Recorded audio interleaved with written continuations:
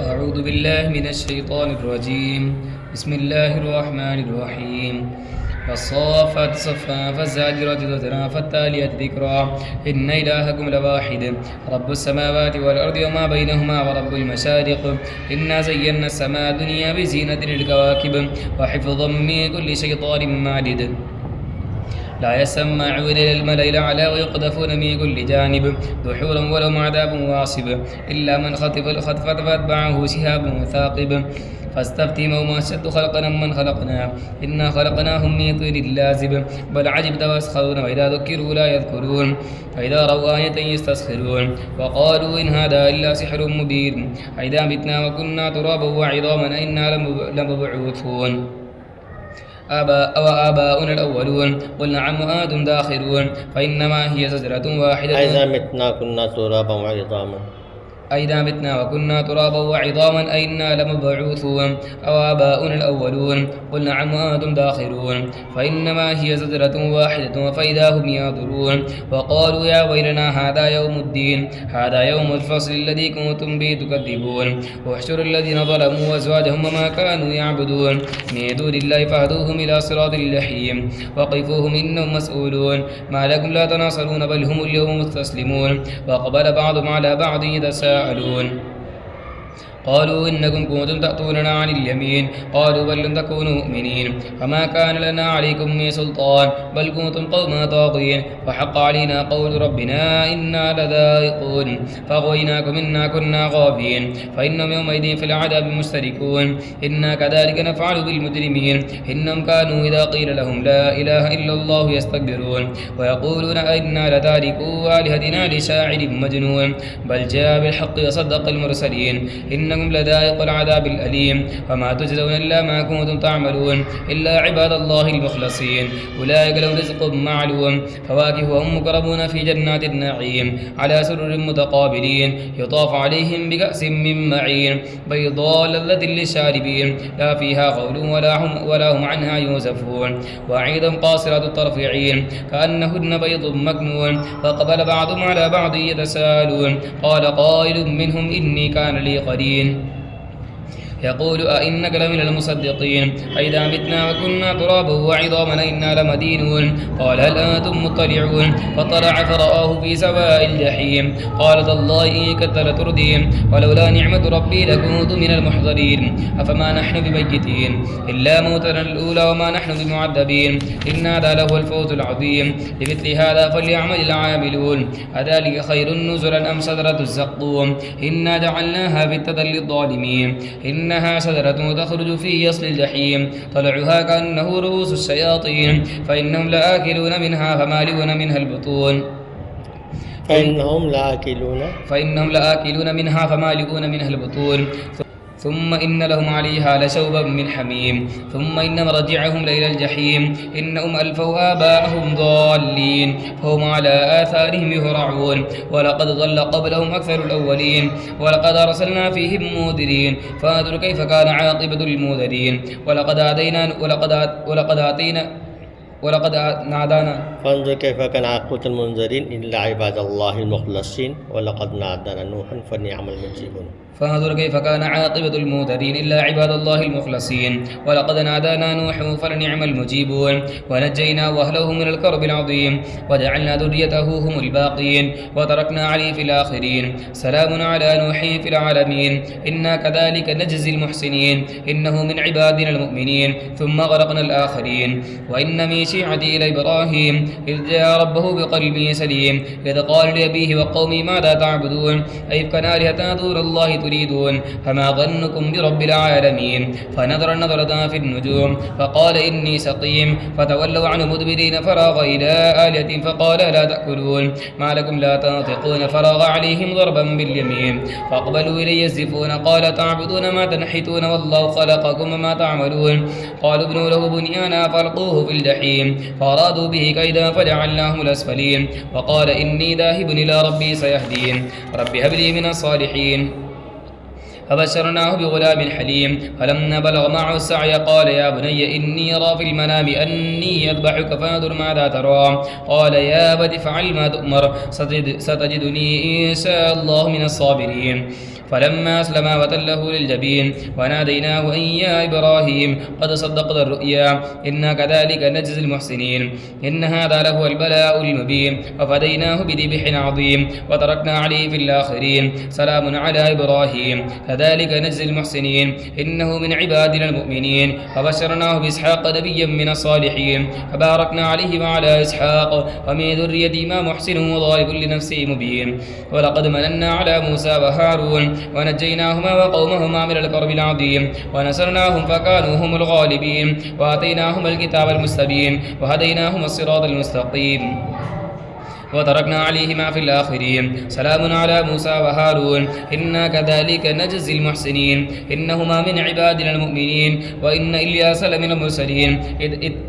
إلياس لمن المرسلين إذا قال لقومه ألا تتقون أتدعون بعلا وتذرون أحسن الخالقين الله ربكم ورب آبائكم الأولين فكذبوا فإنهم لمحضرون إلا عباد الله المخلصين وتركنا عليه في الآخرين سلام على الياسين إنا كذلك نجزي المحسنين وإنه من عبادنا المؤمنين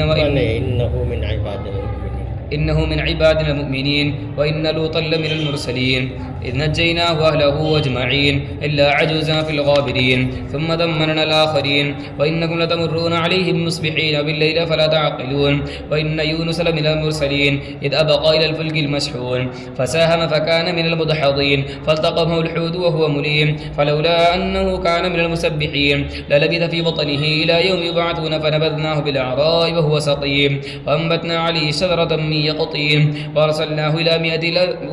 إلى 100 ألف أو يزيدون فآمنوا فمتعناهم إلى حين فاستفتهم لربك البنات ولهم البنون أم خلقنا الملائكة إناثا وهم شاهدون ألا إنهم من إفك لا يقولون ولد الله وإنهم لكاذبون أصطفى البنات على البنين ما لكم كيف تحكمون أفلا تذكرون أم لكم سلطان مبين فأتوا بكتابكم إن كنتم صادقين وجعلوا بينه وبين الجنة نسبا ولقد علمت الجنة إنهم لمحضرون سبحان الله عما يصفون إلا عباد الله المخلصين فإنكم وما تعبدون ما أنتم عليه بفاتنين إلا من هو صال الجحيم وما منا إلا له مقام معلوم وإنا لنحن الصافون وإنا لنحن المسبحون وإن كانوا ليقولون لو أن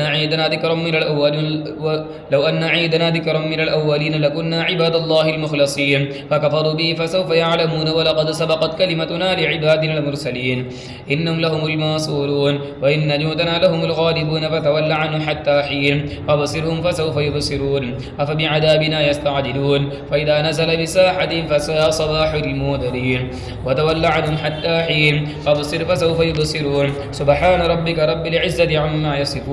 وسلام على المرسلين والحمد لله رب العالمين بسم الله الرحمن الرحيم صاد والقرآن ذي الذكر بل الذين كفروا في عزة وشقاق كما أهلكنا من قبلهم من قرن فنادوا ولا تحين مناص وعجبوا أن جاءهم منذر منهم وقال الكافرون هذا ساحر كذاب أجعل الآلهة إلها واحدا إن هذا لشيء عجاب وانطلق الملأ منه أن امشوا واصبروا على آلهتكم إن هذا لشيء يراد ما سمعنا بهذا في الملة الآخرة إن هذا إلا اختلاق أأنزل على الذكر من بيننا بل هم في شك من ذكري بل لما يذوقوا عذاب أم عيدا خزائن رحمة ربك العزيز الوهاب أم لهم ملك السماوات والأرض وما بينهما فليرتقوا في الأسباب جنود ما هنالك مهزوم من الأحزاب كذبت قبلهم قوم نوح وعاد وفرعون ذو الأوتاد وثمود وقوم لوط وأصحاب أولئك الأحزاب إن كل إلا كذب الرسل فحق عقاب فما ينظر هؤلاء إلا صيحة واحدة نالها 100 فواق وقالوا ربنا عجل لنا قطنا قبل يوم الحساب اصبر على ما يقولون واذكر عبدنا داود ذا الأيد إنه أواب إنا سخرنا الجبال معه يسبحن بالعشي والإشراق والطير محشورة كل له أواب وشددنا ملكه وآتيناه الحكمة وفصل الخطاب وهل أتاك نبأ الخصم إذ تسوروا المحراب إذ دخلوا على داود ففزع منهم قالوا لا تخف خصمان بغى بعضنا على بعض فاحكم بيننا بالحق ولا تشتت واهدنا إلى سواء الصراط إن هذا أخي له 99 نعجة ولي نعجة واحدة فقال اكفلنيها وعزني في الخطاب قال لقد ظلمك بسؤال نعجتك إلى نعاجي وإن كثير من لخلطاء لا يبغي بعضهم على بعض إلا الذين آمنوا وعملوا الصالحات وقليل ما هم وظن داود أنما فتناه فاستغفر ربه وخر راكعا وأناب فغفرنا له ذلك وإن له عندنا لزلفى وحسن مآب يا داود إنا جعلناك خليفة في الأرض فاحكم بين الناس بالحق ولا تتبع الهوى فيضلك عن سبيل الله إن الذين يضلون عن سبيل الله لهم عذاب شديد بما نسوا يوم الحساب وما خلقنا السماء والأرض وما بينهما باطلا ذلك ظن الذين كفروا فويل للذين كفروا من النار أم نجعل الذين آمنوا وعملوا الصالحات كالمفسدين في الأرض أم نجعل المتقين كالفجار كتاب أنزلناه إليكم مبارك ليدبروا آياته وليتذكروا أولو الألباب ووهبنا لداود سليمان نعم العبد إنه أواب إذ عرض عليه بالعشي الصافنات الجياد فقال إني أحببت حب الخير عن ذكر ربي حتى توارت بالحجاب ردوها علي فطفق مسحا بالسوق والأعناق ولقد فتنا سليمان ولقينا على كرسيه جسدا ثم ناب قال رب اغفر لي وهب لي ملكا لا ينبغي لأحد من بعدي إنك أنت الوهاب فسخرنا له الريح تجري بأمره رخاء حيث أصاب والشياطين كل بناء وغواص وآخرين مقرنين في الأصفاد هذا عطاؤنا فامنن أو أمسك بغير حساب وإن له عندنا لزلفى وحسن مآب واذكر عبدنا أيوب إذ نادى ربه وأني مسني الشيطان بنصب وعذاب اركض برجلك هذا مغتسل بارد وشراب ووهبنا له وأهله ومثلهم معه رحمة منا وذكرى لأولي الألباب وخذ بيدك ضغثا فاضرب به ولا تحنث إنا وجدناه صابرا نعم العبد إنه أواب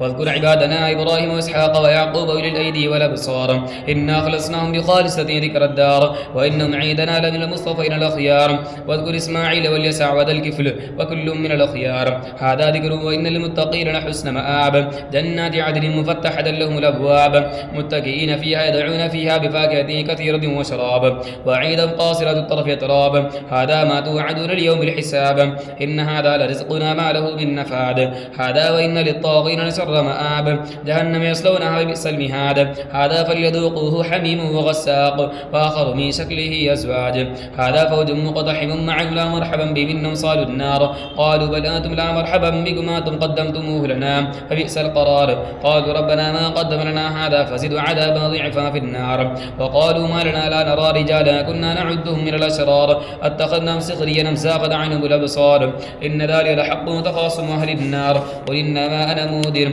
وما من إله إلا الله الواحد القهار رب السماوات والأرض وما بينهما العزيز رب السماوات والأرض وما بينهما العزيز الغفار قل هو نبأ عظيم أنتم عنه معرضون ما كان لي من علم بالملأ الأعلى إذ يختصمون إن يوحى إلي إلا إنما أنا نذير مبين إذ قال ربك للملائكة إني خالق بشرا من طين فإذا سويت ونفخت فيه من روحي فقعوا له ساجدين فسجد الملائكة كل مجمعون إلا إبليس استكبر وكان من الكافرين قال يا إبليس ما منعك أن تسجد لما خلقت بيدي أستكبرت أم كنت من العالين قال أنا خير منه خلقتني من نار وخلقته من طين قال فاخرج منها فإنك رجيم وإن عليك لعنتي إلى يوم الدين قال ربي فأنظرني إلى يوم يبعثون قال فإنك من المنظرين إلى يوم الوقت المعلوم قال فبعزتك لأغوينهم أجمعين إلا عبادك منهم المخلصين قال فالحق والحق أقول لأملأن جهنم منك ومما تبعك منهم أجمعين قل ما أسألكم عليه من أجر وما أنا من المتكلفين إن هو إلا ذكر للعالمين ولتعلمن نبأه بعد حين بسم الله الرحمن الرحيم تنزيل الكتاب من الله العزيز الحكيم إنا أنزلنا إليك الكتاب بالحق فاعبد الله مخلصا له الدين ألا لله الدين الخالص والذين اتخذوا من دونه أولياء ما نعبدهم إلا ليقربونا إلى الله زلفى إن الله يحكم بينهم فيما هم فيه يختلفون إن الله لا يهدي من هو كاذب كفار لو أراد الله أن يتخذ ولدا لاصطفى مما يخلق ما يشاء سبحانه هو الله الواحد القهار يخلق ما يشاء سبحانه يخلق ما يشاء سبحانه هو الله الواحد القهار خلق السماوات والأرض بالحق يكبر الليل على النهار ويكبر النهار على الليل وسخر الشمس والقمر كل يجري لأجل مسمى ألا هو العزيز الغفار خلقكم من نفس واحدة ثم جعل منها زوجها وأنزل لكم من الأنعام 8 أزواج يخلقكم في بطون أمهاتكم خلقا من بعد خلقه في ظلمات 3 ذلكم الله ربكم له الملك لا إله إلا هو فأنى تصرفون إن تكفروا فإن الله غني عنكم ولا يرضى لعباده الكفر وإن تشكروا يرضه لكم ولا تزر وازرة وزر أخرى ثم إلى ربكم مرجعكم فينبئكم بما كنتم تعملون إنه عليم بذات الصدور وإذا مس الإنسان ضر دعا ربه منيبا إليه ثم إذا ذاقه وإذا مس الإنسان ضر دعا ربه منيبا إليه ثم إذا خوله نعمة منه نسي ما كان يدعو إليه من قبل وجعل لله أندادا ليضل عن سبيله قل تمتع بكفرك قليلا إنك من أصحاب النار أمن هو قانت آناء الليل ساجدا وقائما يحذر الآخرة ويرجو رحمة ربه قل هل يستوي الذين يعلمون والذين لا يعلمون إنما تذكر أولو الألباب قل يا عبادي الذين آمنوا اتقوا ربكم للذين أحسنوا في هذه الدنيا حسنة وأرض الله واسعة إنما يوفى الصابرون أجرهم بغير حساب قل إني أمرت أن أعبد الله مخلصا له الدين وأمرت لأن أكون أول المسلمين قل إني أخاف إن عصيت ربي عذاب يوم عظيم قل الله أعبد مخلصا له ديني فاعبدوا ما شئتم من دوني قل إن الخاسرين الذين خسروا أنفسهم وأهليهم يوم القيامة ألا ذلك هو الخسران المبين لهم من فوقهم ظلل من النار ومن تحتهم ظلل ذلك يخوف الله به عباده يا عبادي فاتقون والذين اجتنبوا الطاغوت أن يعبدوها ونابوا إلى الله لهم البشرى فبشر عباد الذين يستمعون القول فاتبعون أحسنه أولئك الذين هداهم الله أولئك هم أولو الألباب أفمن حق عليه كلمة العذاب أفأنت توقظ ما في النار أفمن حق عليه كلمة العذاب أفأنت توقظ ما في النار لكن الذين اتقوا ربهم لهم غرف من فوقها غرف مبنية وتجري من تحتها الأنهار وعد الله لا يخلف الله الميعاد ألم تر أن الله أنزل من السماء ماء فسلكه ينابيع في الأرض ثم يخرج به زرعا مختلفا ألوانه ثم يهيج فتراه مصفرا ثم جعله حطاما إن في ذلك لذكرى لأولي الألباب أفما شرح الله صدره للإسلام فهو على نور من ربه فويل للقاسد قلوب من ذكر الله فويل للقاسد قلوب من ذكر الله أولئك في ضلال مبين الله نزل أحسن الحديث كتابا متشابها مثانية تقشعر منه جلود الذين يخشون ربهم ثم تلين جلودهم وقلوبهم إلى ذكر الله ذلك هدى الله يهدي بمن يشاء فمن يضلل الله فما له من هاد أفمن يتقي بوجهه سوء العذاب يوم القيامة وقيل للظالمين ذوقوا ما كنتم تكسبون كذب الذين من قبلهم فأتاهم أفمن يتقي بوجهه سوء العذاب يوم القيامة وقيل للظالمين ذوقوا ما كنتم تكسبون كذب الذين من قبلهم فأتاهم العذاب من حيث لا يشعرون فأذاقهم الله الخزي في الحياة الدنيا والعذاب الآخرة أكبر لو كانوا يعلمون ولقد ضربنا للناس في هذا القرآن من كل مثل لعلهم يتذكرون قرآنا عربيا غير ذي عوج لعلهم يتقون ضرب الله مثلا رجلان شركاء فيه متشاكسون ورجلان ضرب الله مثلا رجلا فيه شركاء متشاكسون ورجلا سلما لرجل هل يستويان مثلا الحمد لله بل أكثرهم لا يعلمون إنك ميت وإنهم ميتون ثم إنكم يوم القيامة عند ربكم تختصمون